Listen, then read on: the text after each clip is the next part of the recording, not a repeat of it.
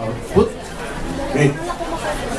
Very exciting person coming from the University of the Philippines, Philippine General Hospital. He actually earned his bachelor's degree from the University of the Philippines, College of Nursing in the year 2005, and earned the Master's of Arts in Nursing from the Pamatasan ng Lungsod ng Maynila just recently, this year. Okay. He's a former faculty of FEU, Institute of Nursing, and the University Research Assistant of the UP College of Nursing. He's a part-time or on-call lecturer and consultant in various review centers in the Philippines. I would like to name a few. First, Evolve Learning Systems Incorporated Assessment Technologies Institute, La Consolacion College Nursing Review Program, Universal Worker Incorporated Systems Technologies Institute, or UWI-STI, Center for Excellence in Nursing Education, or CNE, the Center for Review of Nursing, CRN. I don't want to proceed, baka abulin ng BIR ang ating speaker. He's currently one of our critical care nurse in the UPPGH from the burn unit and the surgical intensive care unit. Ladies and gentlemen, help me in welcoming Mr. Randelle Ian Sasa from the UPPGH to present his research output from the Pamatasan ng Lungsod ng Maynila entitled Kalinga. Thank you, Sir Nick. I don't want to use the podium because I feel enclosed. But anyway, a warm afternoon to everyone, although the weather is stormy. I'd like to greet everyone and thank you, especially for the organizers, for inviting me to this research presentation. My name is Randelle Sasa, and special thank you to Sir Nick for the very kind words, I should say. Sir Nick is my classmate in the master's program. But anyway, I am here to present my thesis entitled Kalinga, the Lived Experience of Filipino Cancer Survivors. And I know that the term scientific meeting can be quite daunting, but I am now presenting a research, something that is more qualitative. And it's, basic research really, no numbers, pure textual data. So anyway, when we talk about caring, we can't help but have certain images in mind. For example, most of us, when we think about caring, we think of the more psychosocial aspect of it, the more feminine side, as some authors would say, such as being there for the patient, tapping your patient's shoulder, offering your presence whenever your patient is under some kind of stress or suffering. Now, these are the more traditional concepts of caring. And for some, there are more paternal aspects of caring, such as being competent. There are some authors who would describe caring as being technologically adept, being able to respond to your patient's needs in a timely fashion using your critical thinking. So all of this can be considered caring. For a brief introduction regarding the study, when we talk about caring, you cannot avoid but think that it is something inextricable or something that is inseparable to nursing. Although it is not part of the four meta-paradigms of nursing, I should say, caring is still at the heart. As Jean Watson would say, it is the raison d'être, or the reason for being, of nursing, is caring. Now, despite being widely researched on, scholars still consider caring as vague, nebulous, and diverse.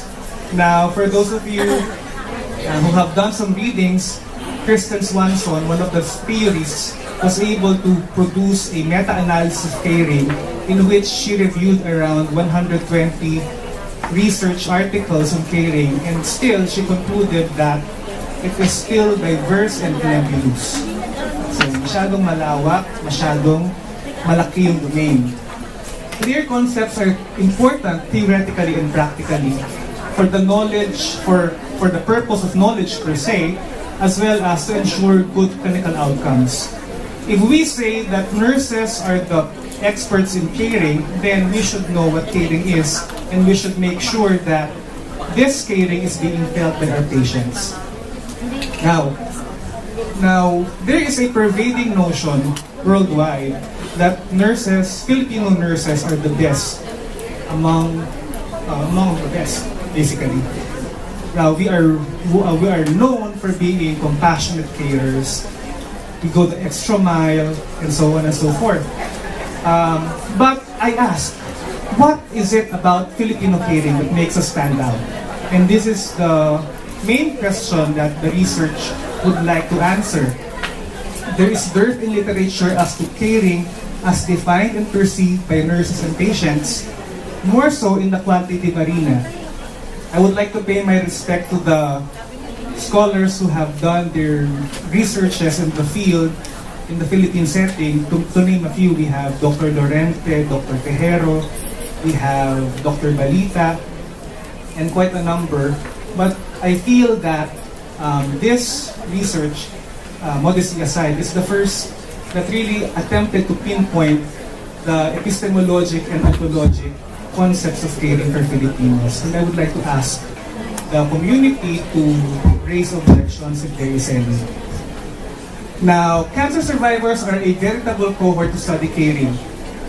There is literature to support that. When we talk about life-threatening conditions, people who undergo such conditions will have more appreciation of life. It seems that their life becomes more meaningful. Every little thing seems to be a blessing to them. And so they are more in a position to appreciate caring being received from their nurses and their family members. Now, personally, I find this topic interesting because I have experienced firsthand how it is to be cared for. And I have experienced firsthand the healing effects of caring. And I am always fascinated being a clinical instructor because students as well as nurses have different ways of conveying caring. There are some who are quite demonstrative about their care. So there are some on the other end of the spectrum, there are some who are more reserved. They don't talk that much, but they do a lot of things. And in the end, the patient feels or the message of caring is conveyed. Now, purpose of the study explored lived experience of Filipino cancer survivors.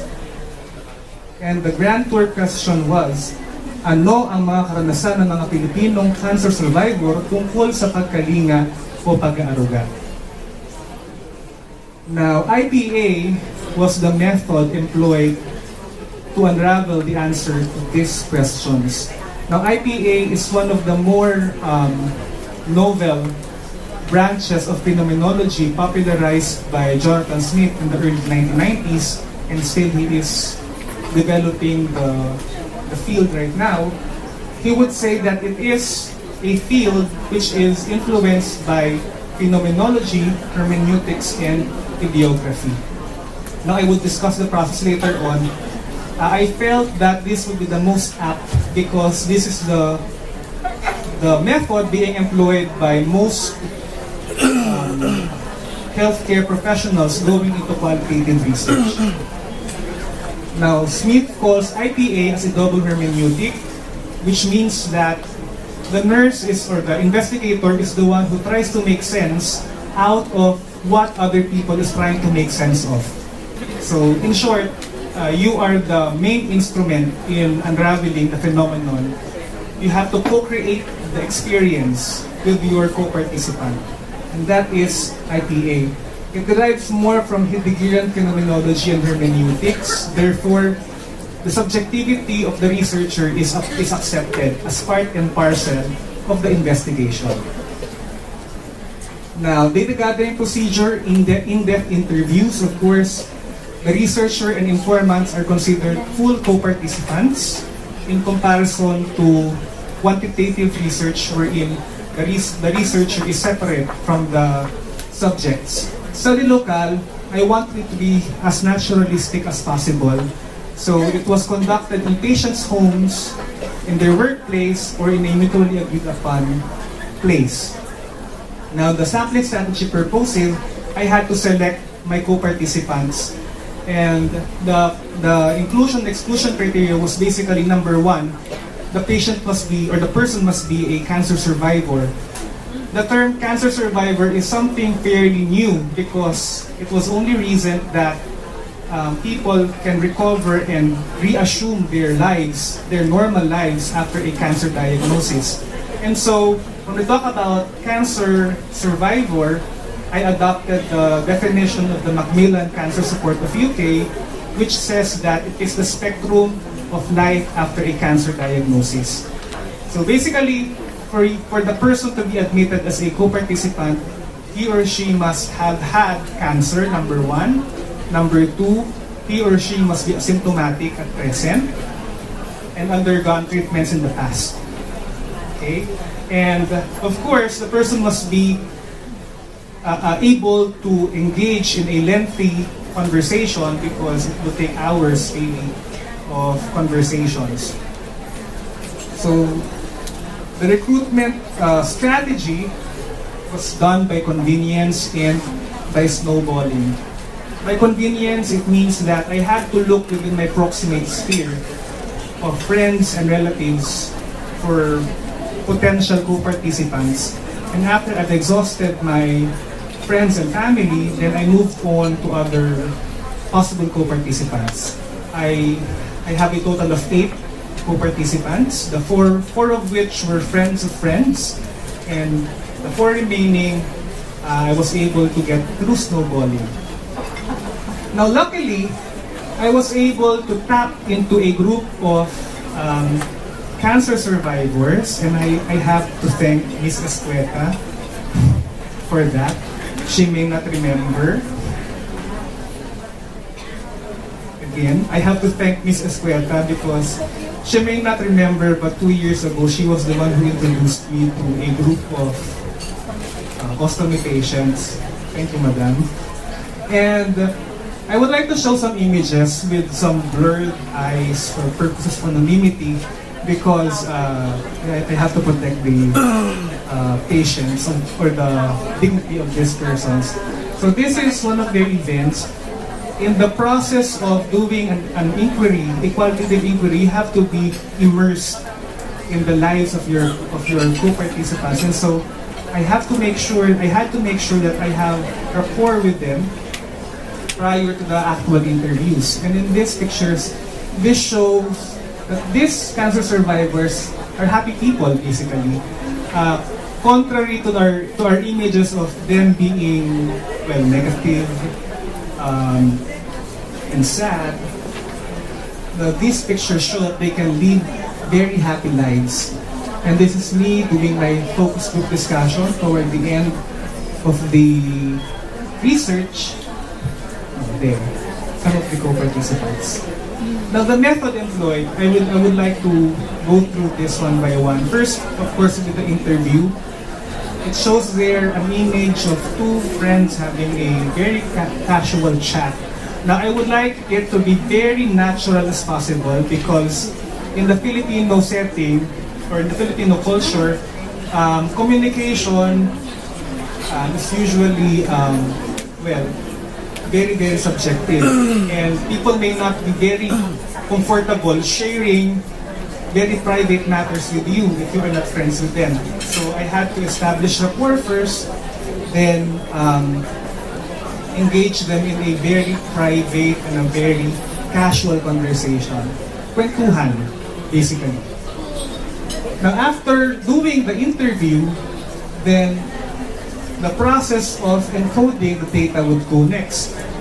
So ideally, you should interview, then encode and analyze all the data before proceeding to the next participant.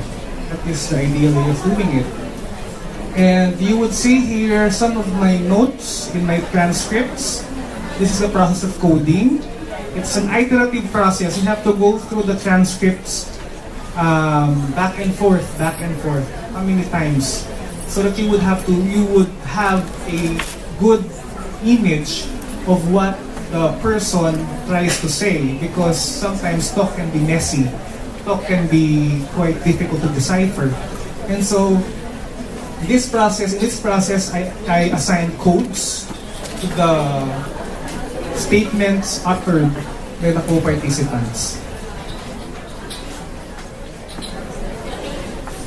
Well, if you would notice the red ink I should show, that shows that basically are the line numbers of the statements, so that I can have an audit trail later on, so that the research can be really empiric, so to speak, and it can be, well, validated.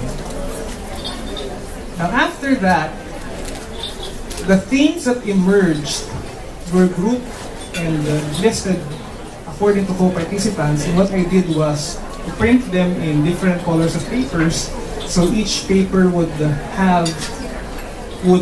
correspond to one informant or co-participant.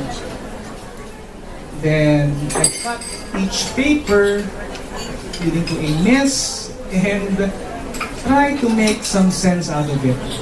So I had to, using, well, analysis and imagination, you have to create, well, intellectual connections between the statements. And from this phase, you assign superordinate codes, I would say. Well, superordinate code is the term used by Jonathan Smith. These are the higher order themes. So you have the emergent themes, then you have your superordinate themes, the bigger and higher order themes. So I showed our chairs so that you would appreciate the number of responses I got. It really took time. The research took me almost 2 years to complete. Well, anyway, so this shows you the list of themes and the superordinate theme which I assigned for each statement. So this is the process that I had to go through so that I can unravel the meaning of caring. And this is the consolidated table, audit trail, which I created. To zoom in, you see there the superordinate theme, the emergent theme, the participant number, the line number from the transcripts, and you would see there the statement in Filipino. So you see here, yung mga kaibigan ko, sila Emmy at Belen, sila ang nagbabantay, karelyebo ng mga anak ko. Consider nila ako nakapamilya. Something like that. Okay? And of course, I had to translate that to English because the paper was written in English. Now, the guiding questions for the research: kwentuhan nga po ninyo ako ng bahagya kung kailan ninyo nalaman na kayo ay may cancer. Ano po ang diagnosis ninyo? Ano-ano po ang mga gamot na pinagdaanan ninyo? Ano na po ang kalagayan ninyo ngayon? Magbahagi nga po kayo ng mga pagkakataon na kayo ay inalagaan ng isang nurse o isang mahal sa buhay. Ano po para sa inyo ang kahulugan ng salitang pagkalinga o pangangalaga? Ano po ang nagpapaiba sa pangangalaga ng mga Pilipino? Ano po ang mga pag-uugali ng isang tao na para sa inyo ay nagpapakita ng pagiging mapagkalinga o maalaga? So basically, these were the questions asked. And to ensure the validity of the research, I had to institute certain control measures. Well, these are the recommendations by Lincoln and Duba. Yes, to ensure trustworthiness by Dr. Marcelo's words. There is prolonged engagement, participant validation of the transcripts. So after the interview, and after having the transcripts encoded, you have to go back to them and ask, ito po ba yung sinabi ninyo? Tama po ba? Okay. Number 3, credibility of the researcher as instrument. There is time triangulation. What I did was, there were individual interviews. Then after 6 months, I had to go back to them and met them as a group. So there was a focus group discussion toward the end, and I had to see whether the responses are the same, whether the individual responses would correspond to the group responses. There is method triangulation, so FGD and individual interviews. Literature triangulation, so I had to support the data with literature. Reflexive journal, so I had to write my thoughts, my observations. So these are the things that I did. Audit trail, the table, the very lengthy table which I produced, and thick descriptions. Now results. There are 3 master themes that were unraveled when I mentioned earlier the emergent themes, kung ano yung lumabas doon sa mga discussion. Then we have higher order themes which are called superordinate themes. And we have the master themes, basically the highest order in the hierarchy, the more abstract ones. 3 master themes. First would be Filipino concepts of caring, pertaining to epistemology and ontology, or the nature of caring basically, the meaning and nature of caring basically. Perceptions on the uniqueness of Filipino care, and Filipino caring expressions. Or the, well, borrow Jean Watson, the curative factors or behaviors basically. Now, master theme number 1.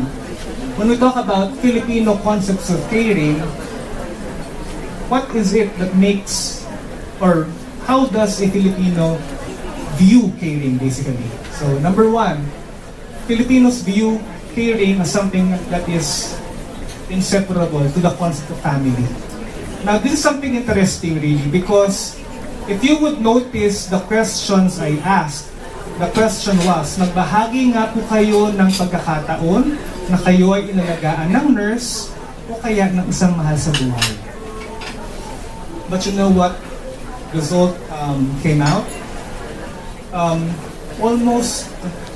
There was only 1 among the 8 co-participants who mentioned about nurses. And they did not mention, all they talked about was their family, how their families took care of them. As if, it hurt me a little, as if the caring rendered by nurses was not recognized. So I had to think, why? Well, it doesn't mean that nurses are not caring at all. I believe that Filipinos, when we talk about caring, the family comes into mind. So that's the first thing that comes to mind. So the family is the unit through which caring is delivered. Kaya nga hindi nag-work siguro sa mga ICU yung tataboy mo yung bantay. It's a perennial problem, di ba? Labas po kayo, bawat po ang bantay dito. Ano mangyayari? They would always come back. Yung pasyente, when they want to defecate, they would ask for their family member. Ayaw nila magpahawak sa nurse. Nahihiya sila. Especially Filipinos being mahiyain. Why? Because they feel they have this concept in them that when we talk about caring, it is the function of the family. So, caring is about the family. So they had stories about how their husbands had to leave their jobs for a meantime, their sisters taking care of them, how their children raised money to support their chemotherapy, so on and so forth. And only 1, really. And I remember, there was even 1 co-participant who outrightly dismissed, siguro hindi sa nurse, pero yung brother ko ang nag-alaga sa akin. You see? So I feel that it was a wake-up call for me.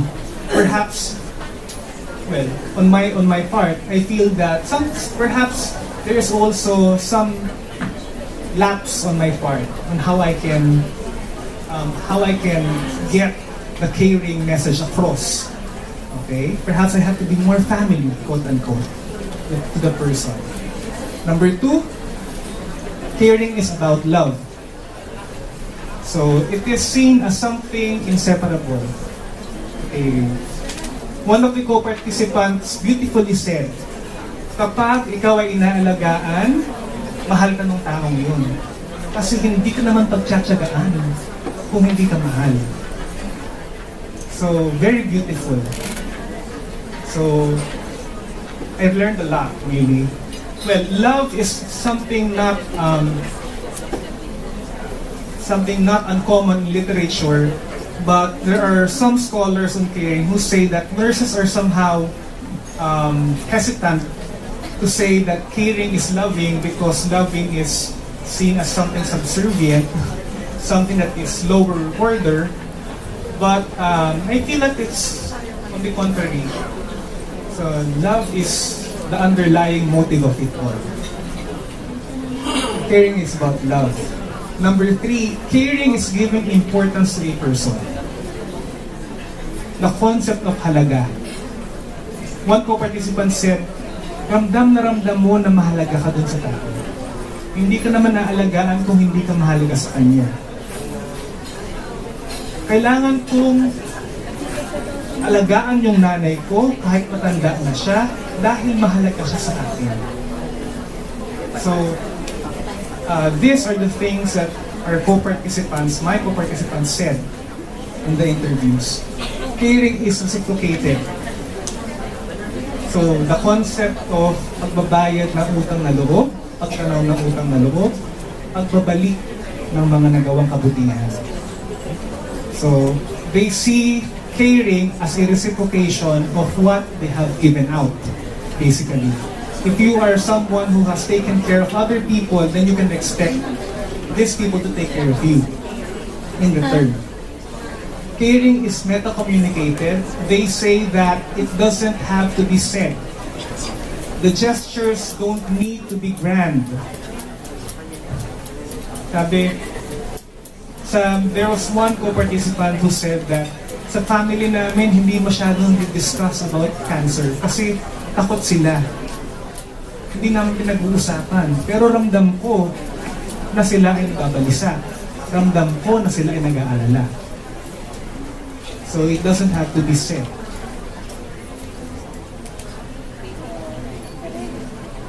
Caring is something natural. There was one co-participant who alluded to caring as something that is maternal. Sabi niya, ikaw ay caring, natural yan, lalo na kapag nanay ka. That was the statement. So, well, caring as being a maternal trait is something that is fairly written from time immemorial in nursing literature. They say that it is the oldest profession of women because by tradition, women are expected to take care of their children and the elderly. Caring has healing effects. So there was one beautiful story of a co-participant who said that he had an uncle who was diagnosed to be in the terminal stage of his illness, but after 3 months, he was able to recover. He was weaned off the ventilator because of the persistent care of the family, particularly the wife, who was a midwife. So, sabi niya, nakakagaling. That was the statement. And another co-participant said that, siguro kaya ako gumaling kaagad dahil yung asawa ko, binantayan ako. Hindi siya muna nagtrabaho. Binantayan niya ako hanggang matapos ang gamutan. So that was the statement. Caring is difficult. I know you would all agree.